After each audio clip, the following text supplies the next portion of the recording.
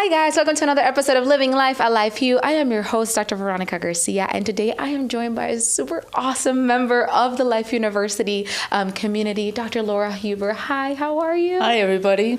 I'm so happy to have you here. I'm so excited for people to know a little bit more about Dr. Huber because you were a huge impact in my career as a chiropractor. So I'm very, very grateful and looking forward for this interview. Oh, well, that's so kind to hear. Yeah. So Dr. Huber, tell me, you've been at Life University for quite some time. Yes. When did you start working at Life University? I started here in 1995, so this is my 29th year of teaching. Wow. I don't know where the time went. It just flew by. Yeah.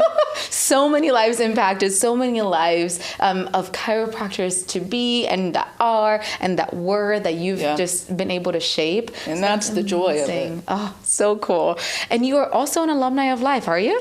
Yes, I went to school here in 1985 to 1988. I graduated in the fall of 88. That's amazing. And you went straight into practice? My first year, I associated. Okay. I was trying to get my financing in order, and I've worked my whole life since I was a young kid, but I just hadn't run a business, so I wanted to do that. And I'm a shy person. Mm-hmm. Now, people wouldn't think that because I'm in the classroom, but so I had to learn a lot of ways to talk to patients to get the message across. Mm-hmm. And then after that, in 1990, opened up with a classmate and was in practice for approximately 25 years. Wow.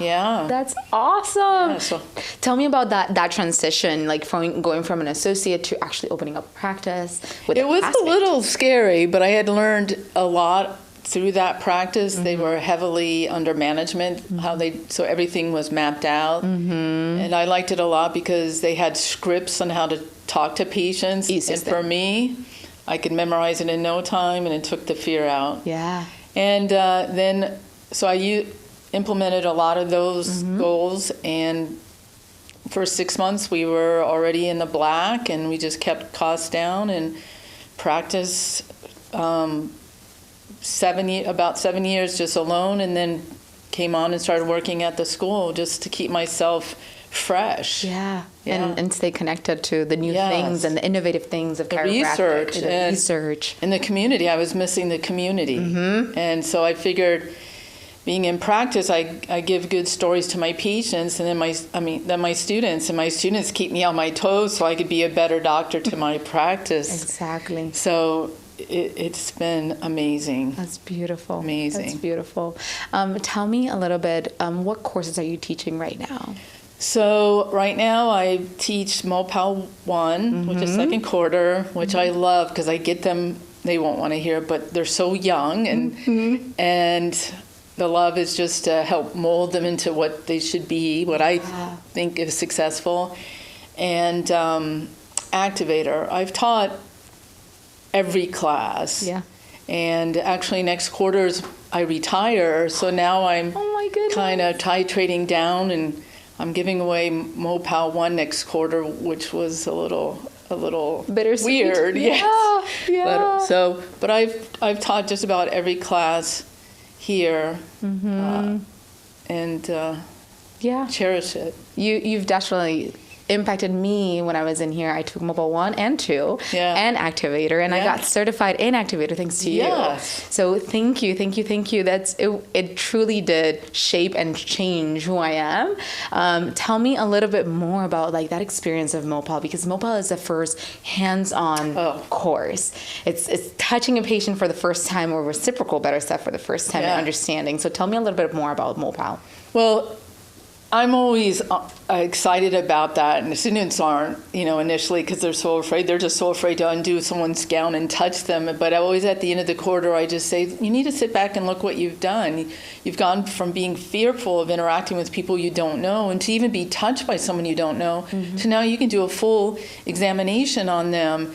And I hold standards, but I'm always excited to see what they attain. And it's just an honor. And then an Activator, I get them on their way out, and I see how a majority of them have grown and matured. And for them to take my elective, knowing that I have strong standards, I'm honored by that. Yeah, I never take anything for granted. It's just to have those high standards just allows us to shape ourselves into just our greatness and what we're meant to be, holding ourselves accountable as well. Yes. So it's really beautiful. Well, thank you, because unfortunately, there's some students I talk to and no one's had a standard for them, and you can't have a standard without growing. Yeah. You know. Yeah. So. Yeah. It's been a privilege. That's awesome. That's awesome. Tell me about your journey with Activator. What is Activator technique? Well, it's funny, when I went to school, Dr. Sid didn't allow Activator as a class at all because it's not hands-on. So when I associated, they had some Activators, and I was aware of them, but the way they were using the Activators just didn't make sense. So I found a manual and I just started teaching myself it. But I was a Thompson Mopal diversified adjuster. I'm like, how can this little thing do it? So the way my mind works is I got to challenge it. So I would do all the analysis that I was learning, and it came up the same with Activator. So I spent 2 years trying to disprove Activator. Wow. And then to prove it on a patient, I would have 2 patients that had similar complaints, do one the way I used to do it and the one with Activator. And goodness gracious, they got better with Activator. So I really fought it for a couple years.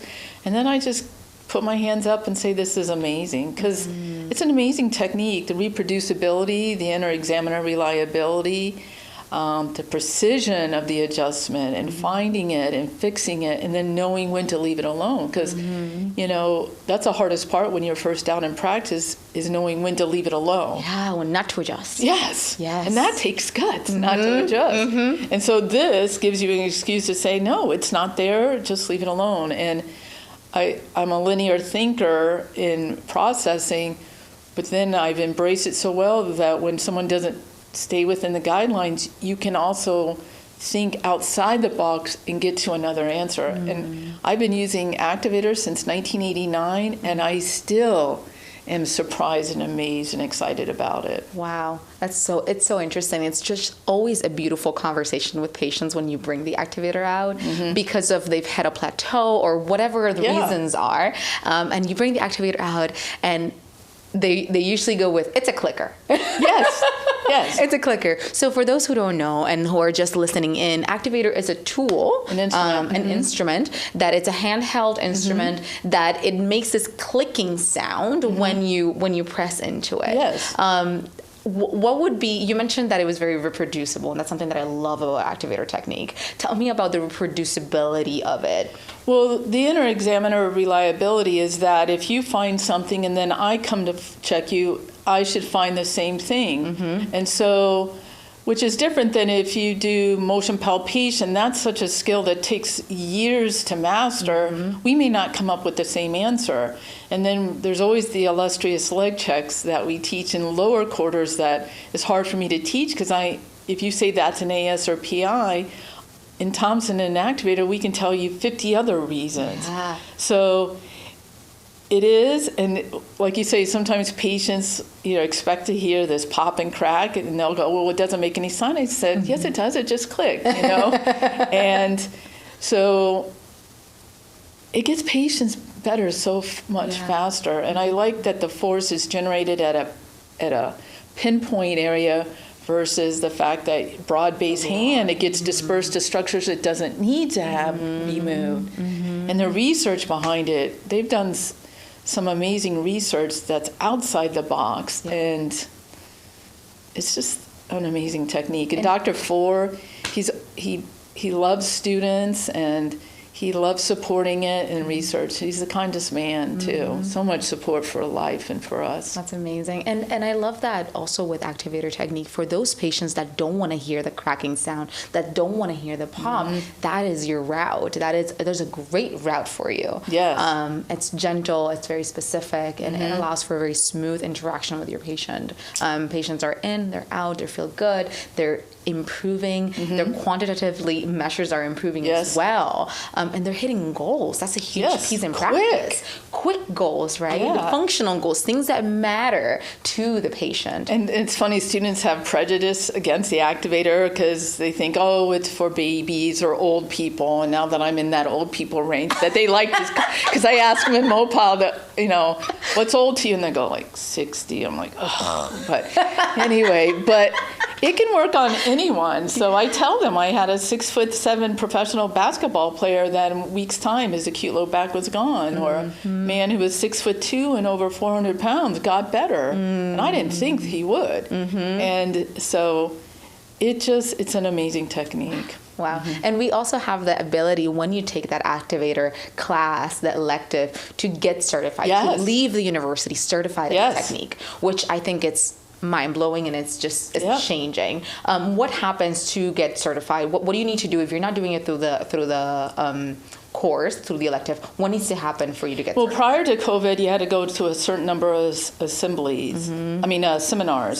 But now they have an online course that individuals can take, but I don't think anything personally replaces hands-on. Of course. But for my class, if you have a B or better and near perfect attendance, then you're allowed to take the test, and so we do that.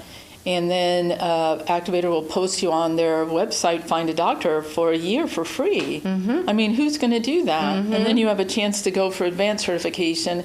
That process has changed a lot since COVID, so I'm not involved with that, but still this basic It's the ability of it. Yes. Yeah. And students are so excited about it. And I just love watching them take the test. Yeah. Well, thank you so much, Dr. Huber. You've really, truly changed and impacted so many lives of colleagues and just people that are in the field, and I'm grateful for you for it. Congratulations on retiring. I hope it goes amazing. Yes. I'm also going to be following you on social. Thank you so much. Thank you. I've really enjoyed this. Good. Thank you so much for your time, and good luck for the rest of the quarter. Good luck next quarter. Okay. And just handling everything with grace and just attitude, which you always have, which is beautiful. Good. Thank you. We'll see you guys in the next episode of Living Life, a Life You. This is Dr. Garcia alongside with Dr. Huber. Take care. Bye.